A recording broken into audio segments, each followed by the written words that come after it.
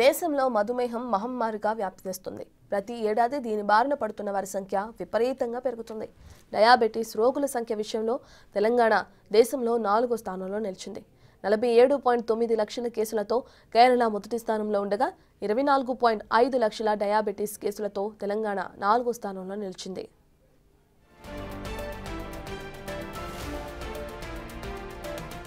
కేంద్ర వైద్య ఆరోగ్య కుటుంబ సంక్షేమ శాఖ తాజాగా పార్లమెంట్కి ఇచ్చిన నివేదికలో కంగుతినే విషయాలు బయటపెట్టింది.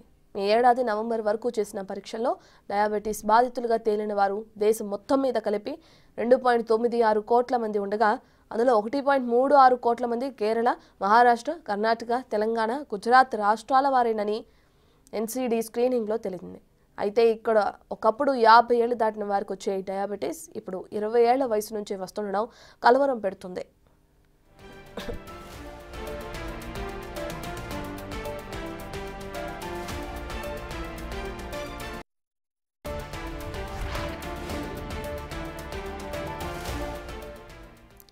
మిగతా రాష్ట్రాలతో పోలిస్తే తెలంగాణలో డయాబెటీస్ రోగుల సంఖ్య గణనీయంగా పెరుగుతుంది.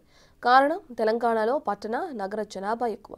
తెలంగాణలో 42% మంది పట్టణాల్లో ఉంటున్నారు. ఉద్యోగులు, వైట్ కాలర్ జాబ్ చేసే వారి సంఖ్య ఎక్కువే. మనది ధనిక రాష్ట్రం కావడంతో అలవాట్లు కూడా అలాగే మారాయి. చాలామంది ఇంటి భోజనం కన్నా బయట ఫుడ్కే ప్రాధాన్యత ఇస్తున్నారు. దాంతోపాటు జీవనశైలిలో మార్పులు వచ్చాయి. శారీరక శ్రమ తగ్గింది. వరన్నం ఎక్కువగా తినడం, ఒత్తిడితో కూడిన ఉద్యోగాలు, ధూమపానం, మద్యపానం, కొద్ది దూరాలకు కూడా దురలవాటు, ఇక నడవడం మానేసి వాహనాలపై వెళ్లటం వంటి అలవాట్లతో మన దగ్గర షుగర్ పేషెంట్స్ పెరుగుతున్నారు. 30లోనే డయాబెటీస్ కేసుల సంఖ్య పెరుగుతుంది. అయితే 20 ఏళ్లకే ప్రీ డయాబెటీస్ కేసులు వస్తున్నాయి. పిల్లల్లోనూ ఈ పరిస్థితి కనిపిస్తుంది. ఈ పరిస్థితి మారాలంటే జీవనశైలిలో మార్పులు చేసుకోవాలని డాక్టర్లు సూచిస్తున్నారు. అయితే శారీరక శ్రమ, వ్యాయామం, ఆరోగ్యకరమైన ఆహారపు అలవాట్లతో పాటు వీటికి కాస్తైనా చెక్ పెట్టొచ్చు అంటున్నారు.